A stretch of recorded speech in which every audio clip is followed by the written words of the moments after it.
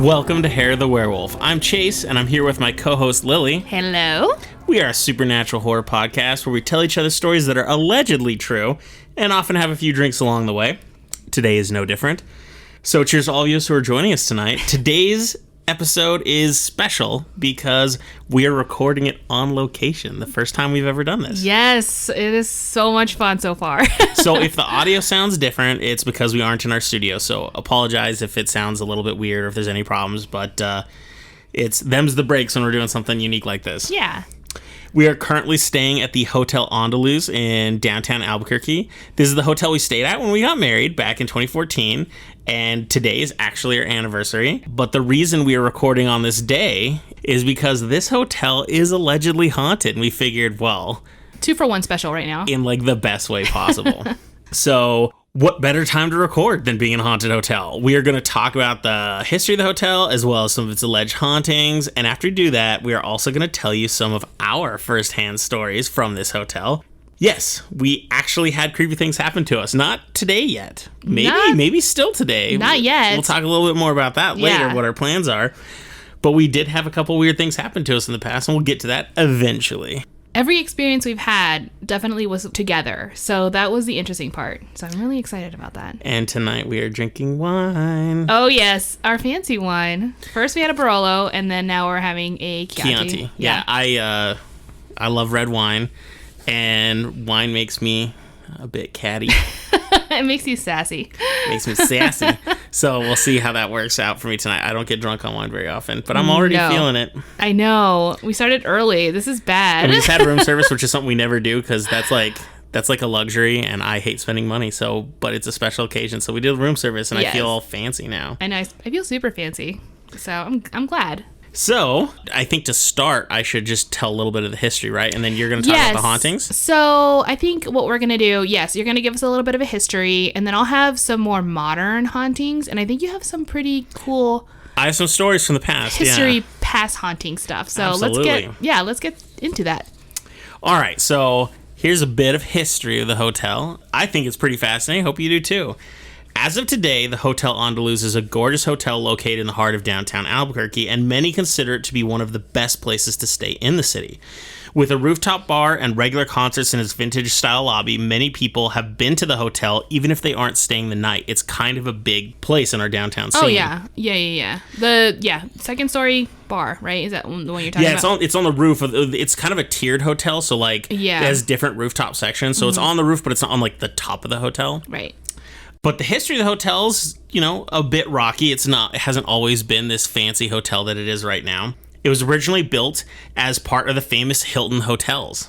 So it was actually the first Hilton hotel built outside of Texas. And this makes sense considering Conrad Hilton was born and raised in New Mexico. So he's like a New Mexican. Sort of. You wouldn't... Technically. Yeah, you wouldn't know it considering his family is about as far from New Mexico as you can get now. But...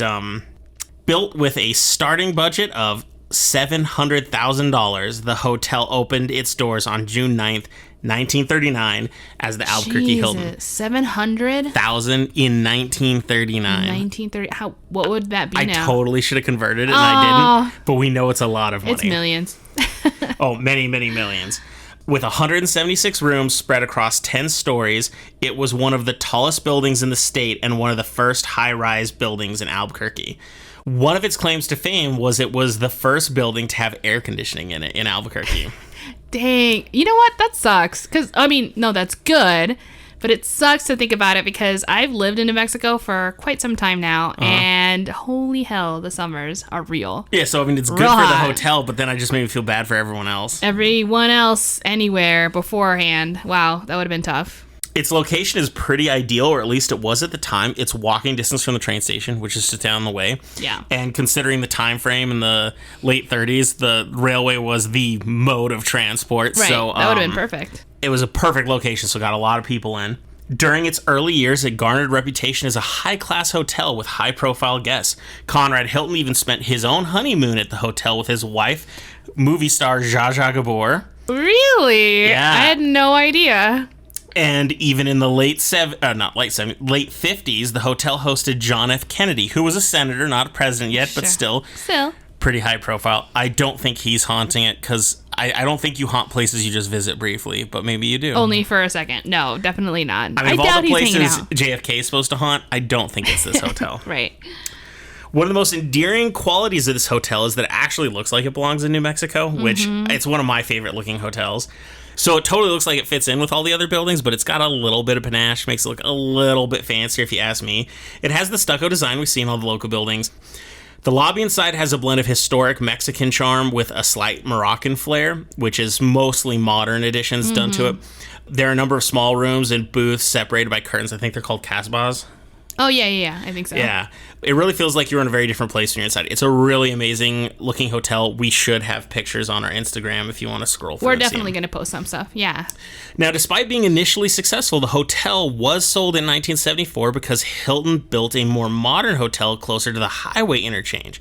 Because rail travel by that point in the 70s was outdated. Everyone wanted to drive. So he built a new hotel right next to the highway offshoot. And this one, he's like, we don't need this anymore. The new owners renamed it the Hotel Plaza, and it was a bit of a disaster. Why? The hotel, which was already showing its outdated nature, continued to fall into disrepair. It was getting more and more outdated, and it was going to be very expensive to fix. Its reputation as a high-class hotel started to diminish. It was no longer the place you went because it was a really fancy place because everything was so old. It was an antiquated hotel by this point. Right. According to Cody Polston's book, Haunted Albuquerque, many murders occurred in the hotel over the years. And it seems like, I can't guarantee this, but from what I was reading, it seems like a lot of these murders and stuff was happening during the 70s and whatnot, during this time where it was sold to another company when it was the Hotel Plaza. Yeah. One particular horrible murder that occurred was, I'm going to quote from the book directly. Quote, the most brutal involved a waiter at a restaurant located in the hotel. He was murdered on the 7th floor.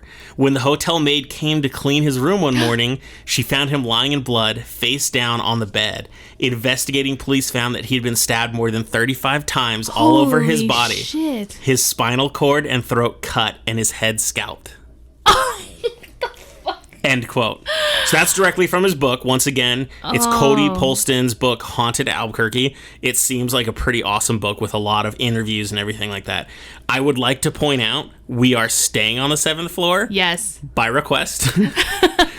Allegedly, and we're going to get more into this later, the two most haunted floors are the 4th and 7th. And when we got to the hotel, when we were checking in, I requested, if you have something on the 4th or the 7th, I'd appreciate it. And the guy looked at us and he's like, why? Yeah. And then we said, we heard they're the most interesting. He started laughing, and it turns out he's a bit of a haunted hotel tourist too. He's a huge haunted nerd hotel goer. He's like, I've been to the one, he's been to the Queen Mary. Like he stayed on the Queen Mary, He stayed on the Queen Mary. He went a lot of different places all over the country, he said, and I was like, wow. So he gets it. And that was kind of a cool, and he was telling us all these places we should try. It was pretty awesome. Yeah.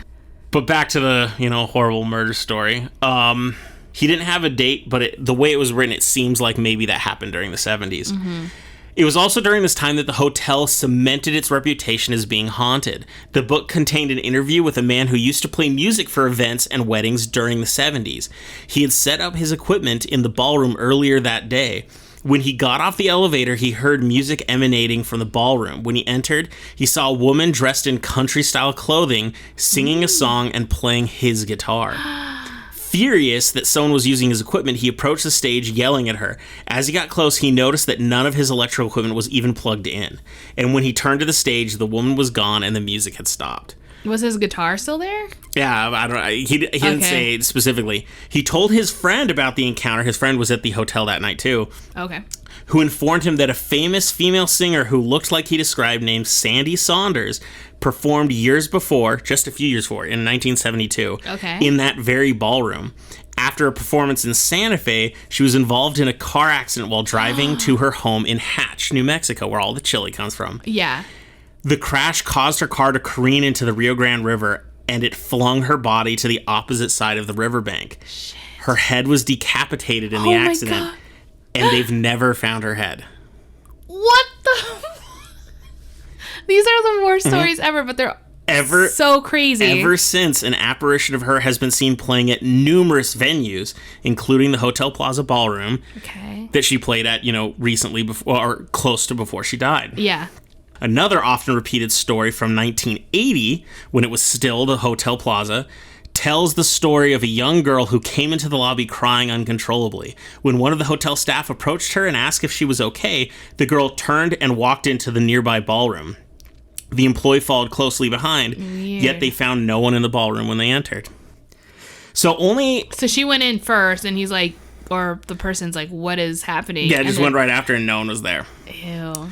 Yeah, so those are the only stories I'm going to talk about because I know you did all the research on the haunted stuff, but yeah. I got this while I was just getting the history, and in some of the haunted stuff you can't separate from the history, but this seemed to be its very troubled period when it was the Hotel Plaza. But see, that makes a lot more sense to me because I was having a hard time finding... Well, I was trying not to do the history part because you said you were going to do more or less that research. So I didn't really get into it. So I didn't try to find sources to figure out why it's so haunted. So I was always like concerned, or I'm like... Apparently a lot of murders. Yeah, are these stories true? Like, why am I hearing all these different things? You know, so this makes a little more sense now. That's a little crazy, isn't it? Yeah. So, it only functions the Hotel Plaza for a very short period of time, like early 70s to early 80s. So, only about a decade. And then it closed down. It was once again resold to someone else and renovated. And then it was reopened in 1984 as La Posada de Albuquerque. Now, I don't know how many of you are, millennials or Xers, but from Albuquerque, but this is how I remembered this hotel as a kid.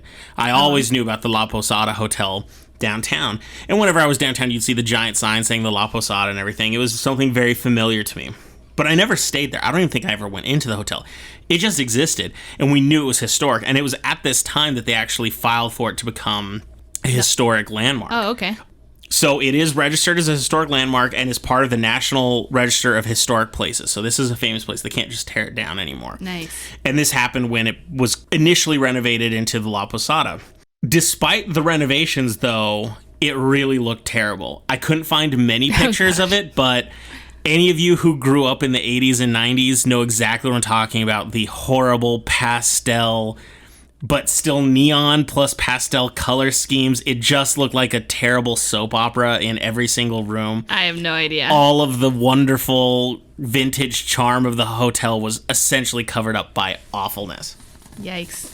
Essentially, it was a very drab renovation, but it did function for quite a while. It functioned for about 20 years. Quite a while. Yeah, that's a long time. Yeah, so, that was since when you and me were born about until when we had already graduated college. It was the La Posada.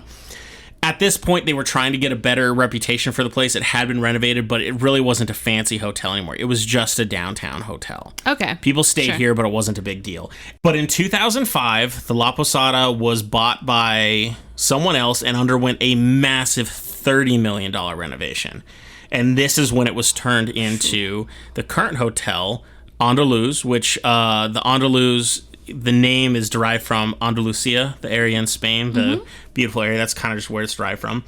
One of the big things about the restoration is they tried to bring back and restore so many of the classic vintage elements, but they also did some of their own modifications. It feels like a modern hotel that is historic now. Its current reputation is strong, and it is seen as a high-class hotel with a AAA 4-diamond rating.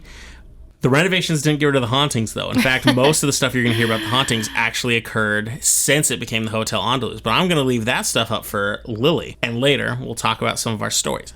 I guess it's my turn. So let's get into it. The first place, I'm going to kind of go from the bottom floor up is how I organized it. It actually makes sense in my head. I'm good with it. No other real reason. So here we go. The lobby...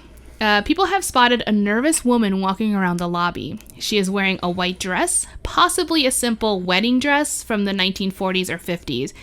It's undetermined, but people assume white dress, wedding. I gotta say, it's refreshing to not have a ghost story where they can just say 1800s clothes.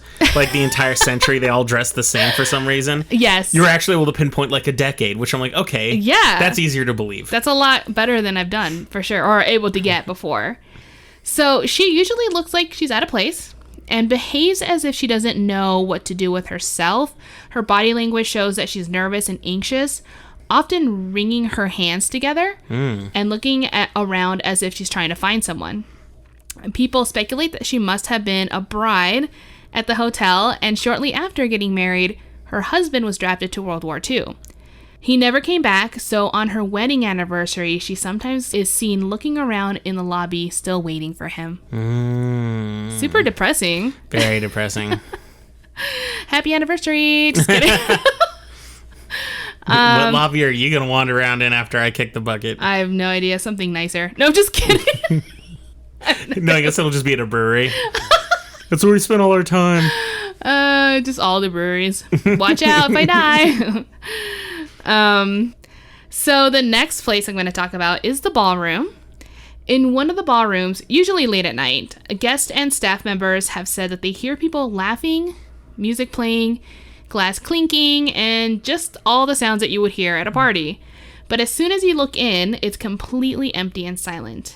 For whatever reason, this actually happens a lot. No one knows what the event would have caused such ghosts. I think this is one of them residual hauntings versus absolutely people actually dying there. It's just like repeat of time. And even the guy working the front desk who checked us into our room, he said most of what you're going to experience here is things that you hear and things that you feel, not necessarily things that you see. Yes, that's what he's always that's what he said, and that's more or less what I've read. Apparitions do occur, but a lot of times it's the other stuff.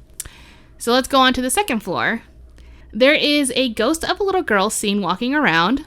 This ghost likes to touch women's jewelry, particularly if you have dangly earrings or a long necklace. Sometimes the ghost will follow you into your room, and if you place your jewelry down, like on the nightstand or on a desk or anything like that, it will become evident in the morning that someone has been touching it or even placed in a different part of the room. See, that would mess me up if I like woke up and my cell phone's not jewelry, but I don't have jewelry, so I'm just using that as an example. If like my cell phone was placed in a completely different place that I know I didn't do it, I'd be like, yeah, ghost.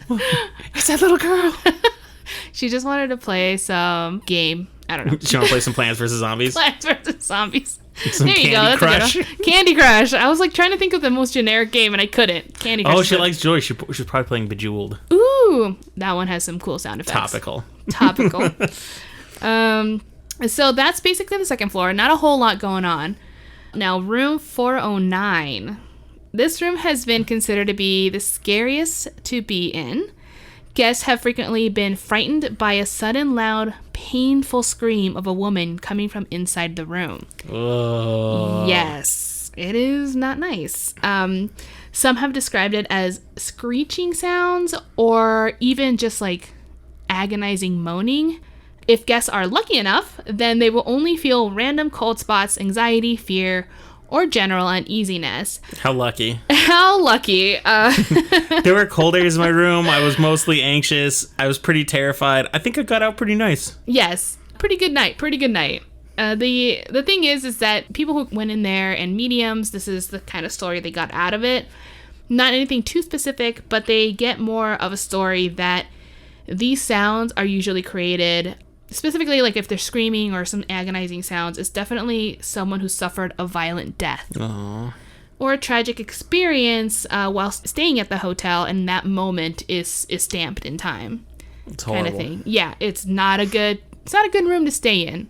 Which, by the way, we did walk by because we took a picture of the outside. We went into the fourth floor, knowing very well that it was haunted, just to see if we saw anything. We had to. Yeah, we had to. So since we took a picture, I'm sure that means some people listening are like, you should not have done that. And then other people are like, it doesn't matter. I want to see the picture. Show me the picture. So all types. I'm not sure. But yeah, so there's a picture. That one will definitely be on our Instagram. Yeah, this isn't like the haunted painting I did the other day. We weren't even in the room. No, we never went inside, obviously. We can't. But yeah, you're fine at looking at the room from the outside. Nothing will happen to you. Now, this ghost is sometimes seen on the 4th, but they've also said on the 7th floor.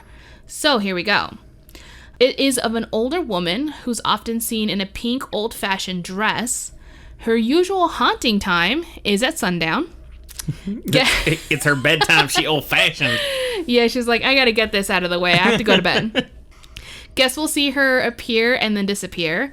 She seems to have the ability to become a full apparition, but not for very long. In addition to seeing her, she often likes to stop the elevator on the 4th floor. The button light doesn't light up or anything. It will just stop on the 4th floor, open, and then close and proceed to go to your floor as if nothing happened. Which, by the way, I think it's time to talk about our story. All right, so we have one story about that, which is quite fun. So on one of the years where we were celebrating our anniversary, we were staying at the hotel, and it was a rather quiet night. I remember there weren't many people staying at the hotel. We didn't really see people in the lobby. It just felt like a quiet night. Yeah, it was super quiet. That's what I remember thinking the first time. Like, if anything's going to happen, it might be tonight. Absolutely. Well, I would like to point out at this point, I had then become aware that the hotel was haunted, but I had not looked into it at all. I just heard it was haunted, but that's all I knew. Yeah, same. Anyway, we were taking the elevator up. I actually think we were staying on the 7th floor. This floor looks shockingly familiar to me. We were taking the elevator up, and all of a sudden, abruptly, it stopped on floor 4. Yep. We didn't see the light go on or anything. And I was like, oh, well, someone must have hit the button. And the door's open, and there's nobody there. But we don't even see the light go on. Nope. It literally stops. Yeah, no dinging. And I remember, I was like, oh, well, maybe because there's 2 elevators right next to each other. I'm like, oh, someone must have gotten the other one. And I, peeked out, and no, there was no evidence of anything. No one got on another elevator. You didn't see anyone in the hallways. And this is just a straight hallway. There wasn't anywhere someone could hide. You couldn't go anywhere, yeah. And there was nothing. And so I just got back in, and I'm like, oh, that's totally weird. And I didn't think much of it after that. You kind of told me, I wonder why it stopped there. But after that, we rode the elevator up to our room, and we stayed the rest of the night, which was a normal stay. Nothing else abnormal to say about Right, this stay. It didn't feel like I wasn't scared or have any kind of weird feelings because of it. It was just a strange experience. And then afterwards, we discovered, not just because of this research, but I think we just looked it up and be like, is that floor haunted or what's going on? It was I actually think it was 6 months later, and we decided we wanted to look into what kind of hauntings it was because we were thinking about the next time we were going to stay there. And that's when we read that the elevator will sometimes inexplicably stop on the 4th floor, the haunted floor, and lights don't go off, and this is normal, and that they've brought in repair techs and all these things, elevator just trying to figure out, guys. hoping that it's not breaking down. Obviously, this is a concern if it's happening. And they've never found anything wrong. No, they're like, why wouldn't the light go on? Why wouldn't it function normal when it stops at this floor? We have no idea because there's no indication that it's broken. So we experienced that. That was pretty fun. We could also say that maybe the hotel has it rigged to do this, but possibly. To be honest, this hotel doesn't thrive on the notion that it's haunted. No. People say it, but they say nothing on their website about it. Whereas usually when hotels are haunted and it's a big tourist draw, they talk about it. Oh, they don't put this on their website at all. Yeah, so I think this hotel has no interest in even flirting with the idea that it being haunted. So I don't think this would be a gag. And not only that, I have some, not spoilers, but some TripAdvisor reviews from people and their experiences. But they even respond. So the Hotel Andaluz responds to a lot of these people talking about their experience that has anything to be concerned with the hauntings. And they always say there's no history of hauntings. I mean, they flat out deny it and say, please review our hotel based on our service and our amenities. And they're like, please don't. You know what I'm saying? Don't give us a little score. Yes, they have no interest in it. Yeah. Right. They really, really don't. So there's no reason for them to be rigging the hotel, the elevator to do that. But it was one of those things that it was weird when it happened. But when we looked it up later, I was like, oh, man, that happened to us. It was pretty awesome. Yeah, it was pretty fun. So, yes, that was the 4th and 7th floor, that pink lady. And then just on the 7th floor is a spirit of a woman seen walking around in a fancy 1940s party dress. She looks like she's trying to find a room or casually walking down the hall.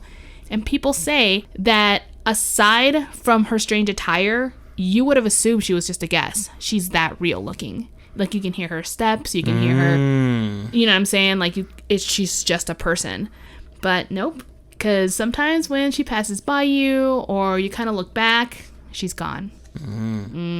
Hey, well, as long as it doesn't smell like rotten meat. She's not a demon? Yeah, exactly. I would take that as a good sign. A 1940s demon, yes. Didn't smell any rotten meat. I'm not scared of the lady. So I remember when I was just trying to get the history, there was a mention that on the 7th floor, people on the outside of the hotel could occasionally see a woman who was also in 1940s garb, and I was wondering if this was the same woman, but she would look distraught and she'd be looking out the window. People have seen this, but that's people outside of the hotel seeing it. That's interesting. I did hear about a woman outside a window, but it was just saying a woman in the window, and I couldn't get a lot of information. I didn't get much either. That's why I was wondering if it was the same one, because like it was like 2 sentences in the middle of like honest like history of things being bought and reconstructed, and they're like, and then there's like a crazy dead woman in a window. I'm like, oh sweet. But that's cool because she's in 1940s garb. I wonder if it has to be the same entity, I think, or it could be 2 different ones. I don't know. I didn't get a lot of description on the person, but yeah, it could be the same person, the same ghost. There you go. Yeah. Cool.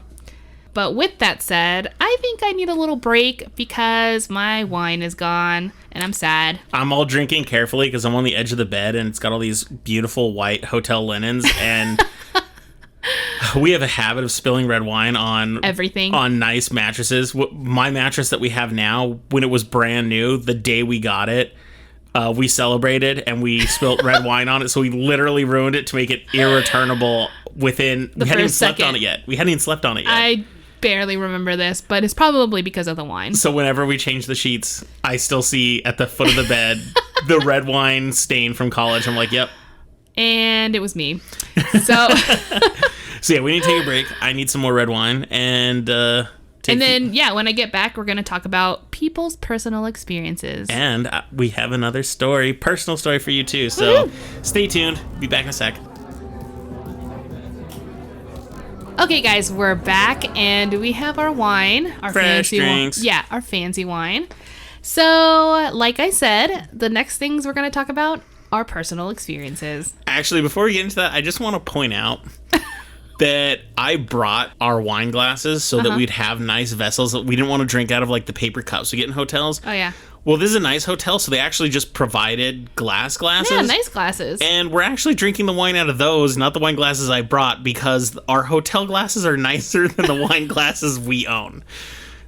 Well, we broke all our nice ones, so now all we're left with are these smaller ones. They're not bad. They're just not the fancy kind. We didn't break them because we like threw them in rage or anything like that. Like they would break while I was washing them. They would just crack because they were like paper thin. Because they were supposed to look beautiful. Which apparently, according to our friends, is a very common feature for fancy wines, glasses. And I'm like, blah. I don't like that. We apparently need Fisher-Price wine glasses that are meant to be handled roughly. So where's my Pyrex glass wines? So anyway, tell me about these. You said TripAdvisor, or is it Zillow? Well, these are personal experiences, some from reviews, yes. I don't know why I said Zillow, because Zillow isn't a hotel place. I feel like it's stupid now. The wine is getting to me. You are stupid. Okay. So, yes, this one is from TripAdvisor. Actually, the ones that I'm going to talk about next are all from TripAdvisor. I'll tell you if they're from a different site later. Perfect. So, this one comes from Karenia, and she reviewed this in 2013. All right. She says, I stayed at the Hotel Andaluz in January 2013 while on a business trip. My coworker and I had rooms on different floors. Both of us didn't have the best reviews, but the hotel was nice and charming. We found the lobby bar to be especially unique and with great character. However, one night I awoke to a very strange force or puff of wind in my face. Yeah, I woke up from this and was immediately unnerved. I slept with the lights on for the rest of the evening. The next day I mentioned this to my coworker, wondering if there were any stories of the hotel being haunted with this long history, etc. My coworker told me she had a strange occurrence that same night. Her experience... Ooh. Yeah. I wonder what the moon was like that night. She's a terrible reviewer. She should be telling us, like, it was a full moon. Was it a full moon? Was she on drugs? You know, all that good stuff. I'm just kidding. Are you just crazy? Every time I take meth, I don't know why. It's like, I just want to say I stayed at this hotel on Tuesday. I should preface that I am a crazy person. Yeah. But I really liked it. Yeah, but it was awesome. Puff of air. So, let's see. Her friend, her experience was vastly different than mine. She wasn't scared. She awoke to find some items next to her bed displaced and her wedding ring on the floor. Was she on the second floor? She doesn't mention. Oh, but I bet. She rearranged her items, being sure to put her wedding ring inside her reading glasses. I'm assuming she meant the case. Yeah. On the nightstand. In the morning, her rings were not with her glasses where she had left them, but instead were sitting next to her glasses. While both of our experiences were, for the most part, harmless, I agree with her that apparently her ghost was a woman who was fond of her jewelry. Or a little girl. Or a little girl who likes to touch everything. I'm not sure what my experience was about. Neither of us had any other paranormal activities during our last 2 nights there. So that was her. She gave it a 4 out of 5. Maybe she was a little spooked. Decent hotel. Things were good, but it was haunted. 4 out of 5. Yeah. Not anticipating the ghost, but okay. So next we have... So obviously this is TripAdvisor. They're not going to give us real names. But this is Natty Cakes. And she reviewed it. Wait, that could be her real name. We all know at least 2 or 3 Natty Cakes. Who doesn't? Obviously. Very popular. She reviewed this back in 2018. She says, first of all, there's no denying it. This hotel is beautiful. We were so excited to stay here and loved the building and all of its history. We were on the 3rd floor in a corner room. While the room was fine, it felt off. I chalked it up to lots of travel and we were very excited to be there, and I head off to dinner. The valet was super nice and we had a short walk around the hotel before heading up to our bed. We both fell asleep and slept soundly until I woke up and shot up in the bed pouring in sweat in the middle of February. Yeah, I was super anxious and felt like someone was in the room with us. There were what sounded like voices in the hallway. I woke my partner up and told him that it was way too hot, and he said that the heat wasn't even on and that I must have been having a bad dream. I told him something was wrong. Not a moment later, there was an incredible loud sound and white flashing lights. I yelled that it was a fire alarm and to call downstairs. The front desk attendant said it was probably someone smoking in their room and that was a false alarm. About 2 minutes later, we heard guests coming out of their rooms, heading down the fire escape and out in the cold. The firemen came, cleared the rooms, and we couldn't sleep for the rest of the night. The entire thing could have been one big coincidence, but we both couldn't get the whole scenario out of our head. So that one was interesting to me. I felt like I wanted to include that one because... It may have just been someone smoking. Well, it could have been, but at the same time, she woke up before even the alarm went off. That's true. Like something really terrified her. It's also the first time we heard anything about the 3rd floor. Yes. Nothing else other than this story, I think, has anything to do with it. But I don't know. I thought it was an experience. Thought I'd include it. The next one comes from Amanda, and she reviewed it in 2019. She said, my husband and I stayed at Hotel Andaluz this weekend. I knew the place was haunted on certain floors. They put us on the 7th floor. During the night, I saw an older lady next to my bed. Oh. Yeah. I could not sleep the whole night. Well, the more... I mean, can you blame her? Oh, hell no. I would not be able to either. It's just like, so it took me like an extra hour to fall asleep because the old lady just stared at me, but I got there eventually. Yeah, that's a no. But she says, well, the morning I woke up and I had a handprint on my chest. It was definitely not from me because it would have been really hard, if not impossible, to turn my hand to make that mark. So, yeah, interesting. Weird position, I guess, yeah. Yeah, definitely gave that one a 1 out of 5. So I don't blame her. Although, again, it's nothing to do with the hotel amenities or service and stuff like that. It's just a personal haunted, But could you give a high score if there was an old lady ghost sitting next to your bed? I'm going to be like, you know what? Most people, you might not want to stay here. To be fair, I probably would have been like hotel score, which is I think TripAdvisor is asking. And then in my review, I'd be like, but overall experience based on haunted. Yeah. Like, did not sleep. Do not recommend. So the next one is actually, this one came from an article I was reading called Fright Find. And at the end of it, they had people commenting if they wanted to say anything. And one actually stayed there. And that person was Sammy. They said, I stayed on the 6th floor in the corner. Heard low to high banging noise on a specific wall. The other side of that wall was a separate parking garage 6 feet away from each other. I was told there was no way I could have heard a noise from the garage, how far it was from the room. I then Googled the hotel and the website popped up. It turns out that there just wouldn't have been a reason why somebody would have been banging on the wall specifically. That's creepy. 6th floor, you said? Yeah. Way above everything. How could... Exactly. So she thought that...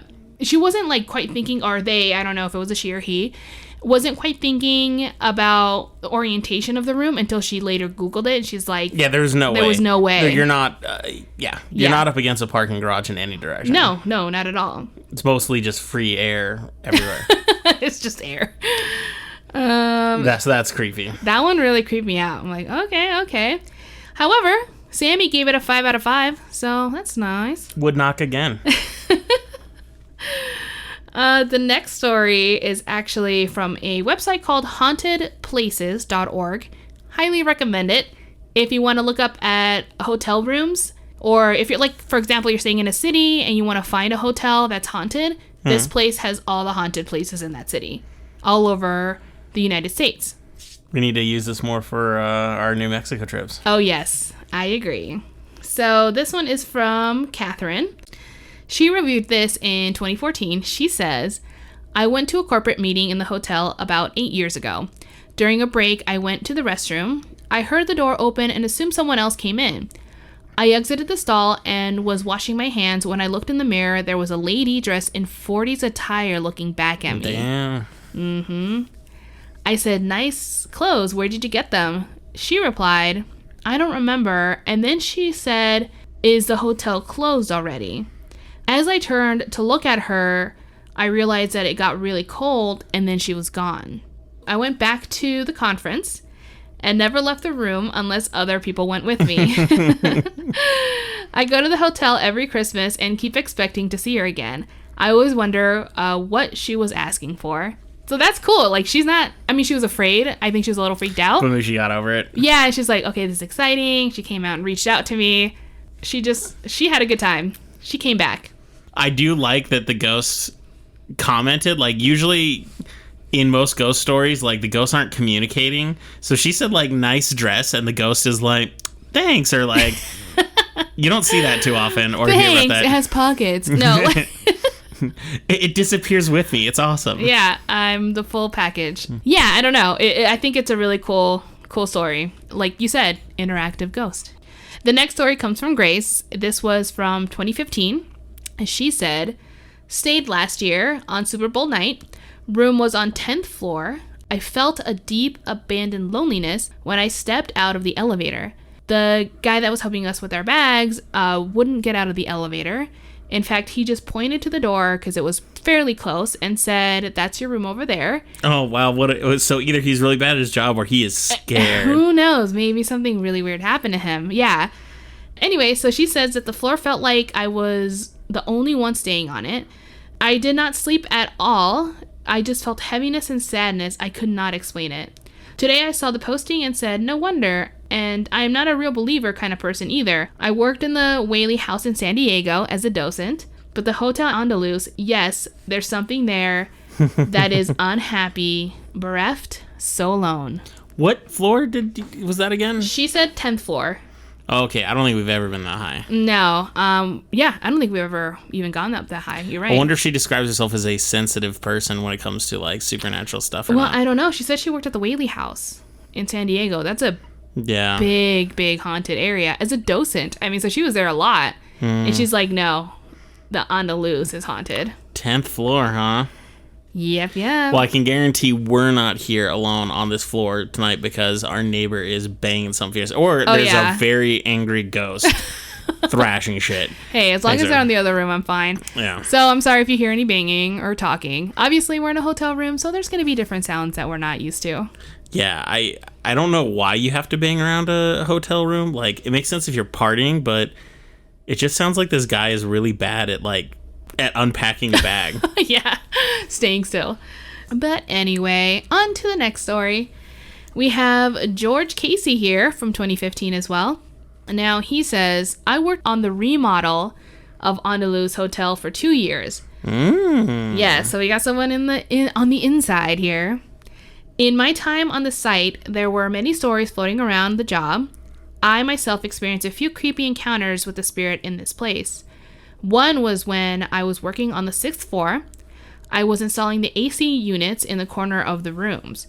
They came wrapped in plastic, and I would strip the unit of the plastic and pile it in the middle of the room while I installed it. It was midwinter, the windows were closed, the air conditioning systems were off, and actually disconnected because we were running new ducts through the building. As I was installing the unit, I heard a rustle in the plastic. I looked over. I know. I was going to think like a mouse. That's what I'm thinking, but we'll see. I looked over at the pile of plastic and it moved. Literally slid across the floor to the corner. I left the room freaked out. So, mice or... I'm going to say mouse. I've seen what mice can do. That's a mouse thing. That was like a mouse that got trapped and freaked the hell out. Uh-huh. Another time I was working in the bathroom and heard someone talking. I thought I was the only one on the floor, and due to the bums from Central coming in and out jeez, of the hotel all the time, I went to see who was around. I walked out into the hallway, and a man in plain clothes walked from the left side, looking down the hallway towards the elevators, by the stairs, across the elevators into a room where it dead ends. I hollered, "Hey, you're not supposed to be up here." I walked down the hall into the room, and there was nobody there. And when we installed the big air handler on the west side of the roof, we had to do it around 3 or 4 a.m. in the morning. We had to install it so early because we had to block the street from the crane. Me and a coworker went to the basement in the mechanical room to grab some ladders, and both he and I had a very eerie feeling something was watching us. We grabbed our ladders and bolted out of there as fast as we could. What's a basement? I always feel Basement's always creepy. But I don't know. He works on buildings, old buildings, new buildings all the time. I feel like he's probably more used to it. It had to be notable for him to say something. That's totally fair to say. But at the same time, they didn't see anything. They just felt like they were being watched. It could just be a creepy basement. Could be.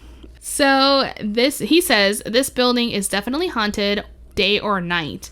Everyone that worked that remodel has a story to tell. Believe what you want, but I know what I saw and I know the feelings that I had while working there. If you stay there looking for an experience, you might just have one, which I'm waiting for. We had a couple and we got another one waiting. We do have another story. Are you going to tell that at the end? Yeah, I was thinking it'd be a good way to we'll cap finish off the fun. Perfect. Okay, I only have a couple of stories left. Don't worry. This one comes from Linda, 2015. Linda with a Y? Linda with an A. Oh. Oh, wait. So her name is Landa? Landa. With an A. I thought you meant like at the... Everyone always asks like at the end of a... So I just totally spaced it. What's up, Landa? Yes, the weirdest way to say Linda. Okay, so she says, back in 2015, I stayed at the hotel about 9 or 10 years ago. I was on a business trip, so I traveled by myself. When traveling alone, I often spend time at the bar for company and talk to the bartenders. But I had gotten a really chilly vibe from the hotel. So I asked the bartender jokingly, "Is this place haunted?" He dismissed me in a hurry. Because of his reaction, I decided to continue probing him up. Interesting choice of words. Just because of the alien situation that we have a lot. Each drink down, the probing got more real. The probing continued. So she continued probing him about the hotel. Around midnight and way past my bedtime, he offered me a whiskey on the house and told me a story about a cleaning lady who was working on the spa located at the top level. Well, there's a spa on the top floor? I don't know. This was like 9 or 10 years ago from 2015. I wonder if things have... I mean, it would have changed from then. Well, no, because the renovations were in 2005 to 2011. So this is all post-renovation. Right, exactly. So I don't know. I don't know. Okay. I don't think right now there isn't, but maybe back then. So she says, something... Oh, yeah, the spa. That while she was cleaning that area, she fell down in the elevator and died. What? Whoa. Like, not the elevator crash. She, like, just collapsed in the elevator? Yeah, because she fell through the chute, I think, like the... What? Right. She fell down the shaft? The shaft, that's what it's called, yeah. You look so upset. Okay, you can't see my face, but the hotel is, updated and modern and awesome. But when you ride these elevators, They're old. They're old. They're creaky and screechy, and they don't feel great. So the stairs it is. Anyway. I need to lose weight anyway. We need our steps in, so that's a really good way to get them out of fear.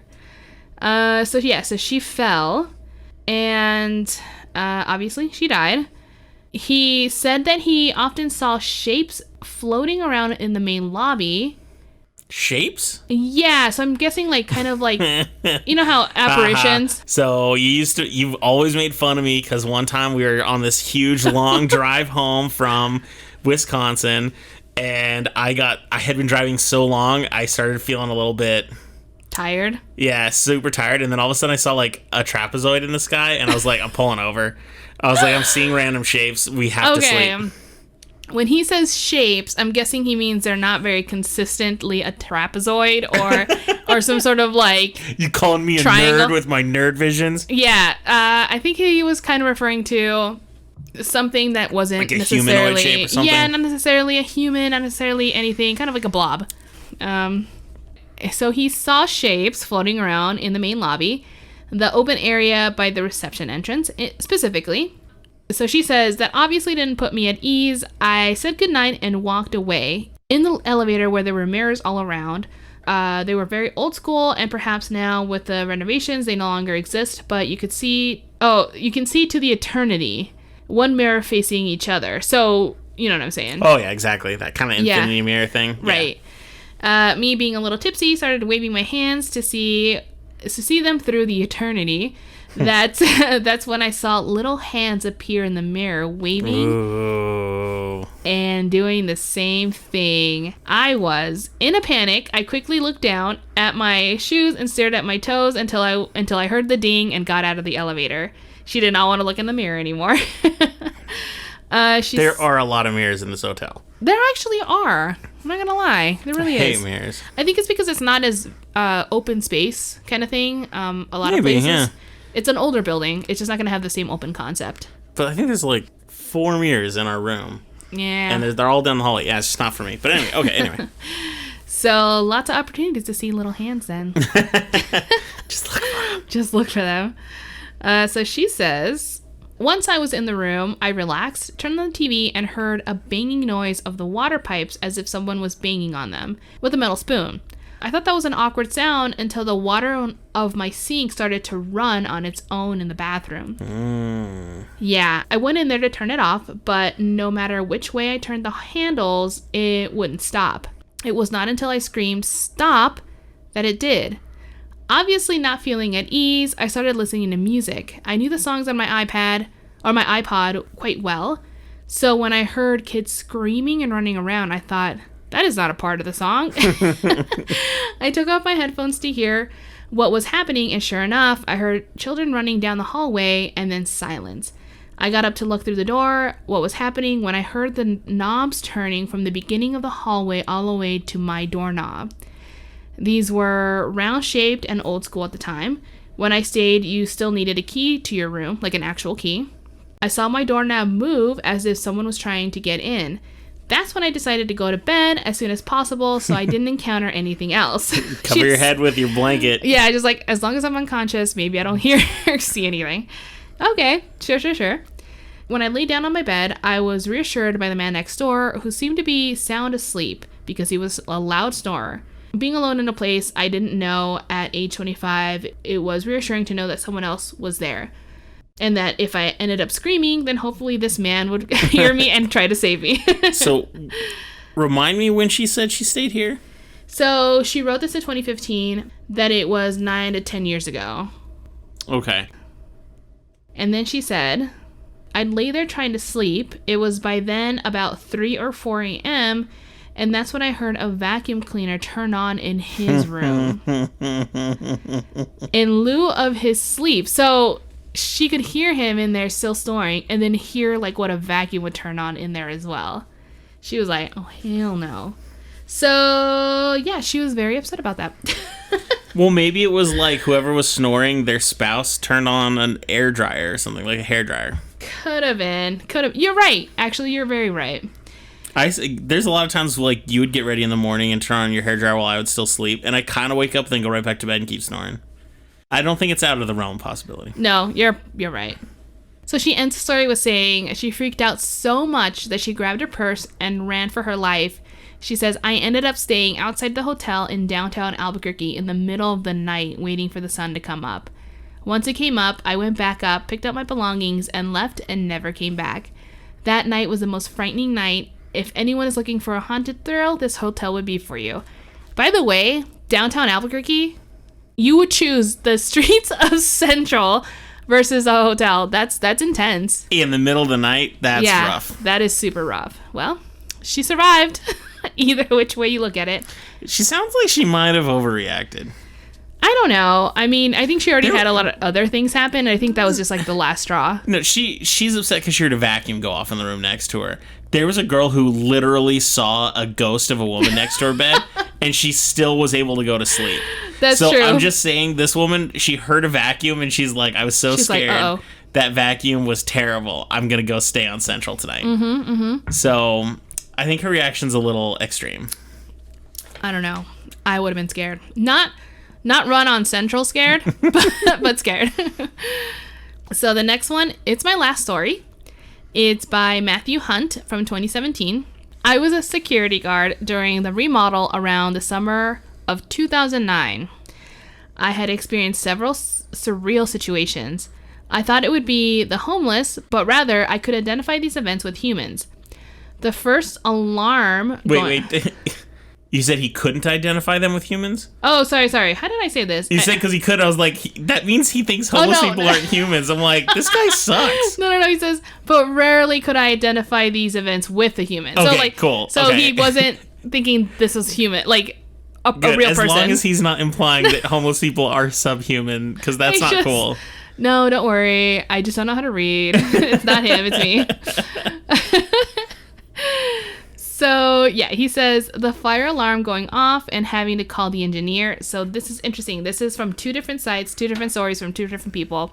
The first one was how the fire alarm just went off. Yeah, exactly. And she woke up beforehand, and now he's saying that this was a common thing that kept occurring. He says the 10th room of every floor having their lights on. So it didn't matter if it was first, whatever. Yeah. So it's the 10th. Interesting. That is weird. They shouldn't be wired together. It should. You're right. Exactly. There's not a switch that goes on it, so that would be really awful. The cable went out on a day of opening around the whole hotel. Could have been a glitch. Could have been something, but still. That's not spooky to me. Yeah. And there was one instance on the opening where a lady said she was brushed by a presence in her room. She felt like it struck her on her face and then did not want to let go for a while. She did not stay there. It just grabbed her face. She's like, I'm out. Yeah, like struck her, like hit her, and then like held on to her face. Now, that's violent. That's too much. If that happens, because this is the only time I've heard of anything violent happening here, but yeah, if that happens, good on her for leaving. I totally get it. Yeah. And I in no way am trying to be disrespectful to her if this happened to her. So if it did, please, I respect that. But tell me, like, if you went to a hotel and it was like opening night and you got a room, but then like something came up, something bad came up and you had to get out of it, and you're like, how do I get out of a hotel room and get my money back? Oh, I guess a violent ghost story might be the best way to get your money back, because they might be like, this is opening night. We don't want someone running around talking about ghosts. We need to get her the hell out of here. Right. Let's give her a refund. Like, or else she's gonna get crazy. So maybe she was just trying to get out of the night because maybe she had a hot date or something else to do. She's like, oh, I have better plans. Yeah. Exactly. So, I don't know. I don't always trust people, but when I heard that one, because it doesn't match any of the other stories. Well, the only other one that kind of matches is the girl that had, like, the handprint on her chest. True. But she didn't say it was painful, although I would imagine it was if it was maybe a bruise. But I don't know. Well, maybe the ghost just did an outline of his hand, like he was making a little turkey. Those little turkey drawings they do on I mean, that makes so much more sense, Chase. It's totally what a ghost would do. Thank you for your theories. The ghost hand turkey. Oh, God.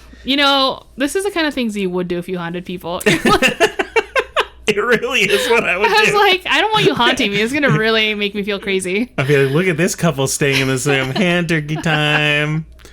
All right, so if those are your stories, I think it's important because you have part of this story too. Yes. We both had an experience, but not the same time, Right. but the same night. So our story is from the first night that we stayed here, and it was our wedding night. We had seen the hotel. We'd walked into it before we knew it was beautiful. We knew we wanted to stay here. It was on the same block as our rooftop venue for our reception. It was great. And if I remember correctly, when we first stayed here, neither of us knew it was haunted. No. We knew nothing about it. I definitely didn't. No, not at all. So we had no reason to think any of it. And at this point, I still hadn't been converted into the horror junkie that you made me. You hadn't ruined me yet. I was waiting to get married. I'm like, he has no choice. I mean, you were working on it. We watch horror movies and stuff, but you hadn't turned me into this podcasting horror deviant yet. Sure. So after we went to bed, which would have been sometime around 3 a.m., because I remember we had people over in the hotel room. There was a party in our room for a while, so it was very late. Oh, yeah, we had like the after party. Exactly. Yeah. So it was sometime after 3 a.m., I woke up in bed, and you were sound asleep next to me. Now, I'm used to waking up multiple times in the night. That's just how I am. I'm a bit of a tosser-turner, but I usually just turn around and fall back asleep. But this time it felt weird. It felt different. It felt like someone was watching me. I sat up in the bed and could see you sleeping right next to me. I looked towards the rest of the room. A short distance away from me was the opening to a small hallway that connected to our door entrance at the hotel corridor. The room was dark, but my eyes had already adjusted to it. I could see most of the room, at least as much as you can see a room at night. Yeah. But the hallway entrance was still considerably darker, pitch black even. I couldn't see any details, nothing. It was just a giant, imposing, ominous shadow. And for some reason, I just couldn't stop staring at the shadow. I wasn't scared, I wasn't nervous. I just remember staring at it like I couldn't stop. Like I was supposed to be able to see something, but I couldn't. Mm-hmm. It was like someone was there, and it was watching us. So I was staring at it for what felt like an eternity. But then the next thing I realized, I was waking up in the morning. Mm-hmm. I wasn't sure what happened, but it felt like only a few seconds between when I was last staring at the shadow and when I opened my eyes in the morning. Now, my initial reaction was that I was probably just a weird dream. And that's when I decided to tell you about it. Yep. And this is where your part comes in. So as you're telling me the story, I let you finish. I'm like, okay, I listened to a story, and now I have to tell them the exact same thing happened to me. How do I break this to you? Right. So again, like it was in the middle of the night. I wake up I wake up like suddenly, like I actually sit up as if I felt like something was going on. I don't know. And I can see through the curtains, the city lights are coming in because we're in the middle of downtown. Everything's so bright. Lots of lights coming in. And it illuminated the whole room. And I remember looking around like, oh yeah, I'm in a hotel. This is kind of the realization when you're somewhere new and different. Reality check. Yeah, you're like, oh, it's fine. I'm in a hotel room. I remember what's happening. Okay. So I kind of lay back down and I look over again, that tiny little hallway when it leads out to the main part. And I can't stop looking at it because to me, it looked impossibly dark. Yeah, it was The entire scary. fucking room was illuminated with the city lights except that area. And you could argue that, oh, well, it's a hallway, you can't see. No, it's like literally like if there was some sort of veil, because there was light bouncing off the walls on the other side, but there was no light going through that hallway. I was like, that ain't right. So I remember looking at it and being a little freaked out, but I actually consciously remember myself trying to go back to bed. I was like, screw it. So I just went to bed. This is going to sound bad because we had been drinking that night. I was like, if it kills me, it kills me. And then I went to bed. I was like, I can't right now. I'm starting to feel a headache. I'm too tired. I'm too drunk. I'm too tired, too drunk. Get over with it or get the hell out. And that's what happened. And so, when you told me the story, I was like, hey, me too. So that just made it a lot creepier to me. I agree. But it didn't stop us from coming back here. No, not at all. Kind of made me intrigued a little bit. I'm not going to lie. So we're here. Do you want to tell them what we're going to be doing in a little bit? So we're going to try to do two things that may or may not work. And so if something happens, we may either record something additional for this episode, or we may talk about it on the next episode, or if nothing happens, we won't. But we're going to try to do some silent recording to see if we can pick up any weird stuff. Yeah, so you bought your GoPro, and we're going to leave that on all night to see if we see anything. So my GoPro, I'm going to set to time lapse where it takes a picture every certain number of seconds. Oh, the time lapse. Oh, okay. Yeah. And so I'm just going to have it aimed at our room, and I'm going to have it take pictures until its battery dies. Okay. And see if we see anything. But I'm also going to record with my microphone to see if we can hear anything. But me and Lily did discuss that might be even if we hear something on it, might not be good because it is a hotel with people in it. And you can hear we people might just around. be picking up their stuff. But I guess we're kind of looking for weird stuff. I think if we do a little bit of like an EVP thing, like if we ask specific questions and we get specific answers and we know it's not, and it sounds more clear, it's not going to be someone from the other room. You can't see my face when my eyes widen because I hadn't realized we were going to make it that discussion. But Lily's like, I'm totally doing it. So what's going to happen is Lily's going to ask questions and I'm going to hope to God nothing happens. Oh yeah, I forgot to mention, we're doing an EVP session later. So we don't know if anything's going to happen, and we'll let you know either way, actually. But yeah. I guess we'll update you by the next episode for sure. But I think that brings today's special On Location episode to a close. Oh, yeah. Yeah, first haunted location that we've recorded at, and this is pretty exciting. Definitely not the last. The format for today's episode was a little different, so please let us know what your thoughts are on our social media. We'd love to see if this is right up your alley or not. Also, if you have any other stories, please let us know. You can contact us at hotwpodcast@gmail.com or any of our social media accounts. As always, we post episodes every Saturday, and you can find us on all standard podcasting platforms. Thank you for joining us today, and we know we're going to keep drinking, and we hope you do too, or at least whenever you can responsibly have a drink. And if you're not drinking because you partied too hard last night, don't worry, because the best cure for a hangover is fear. Bye. See ya.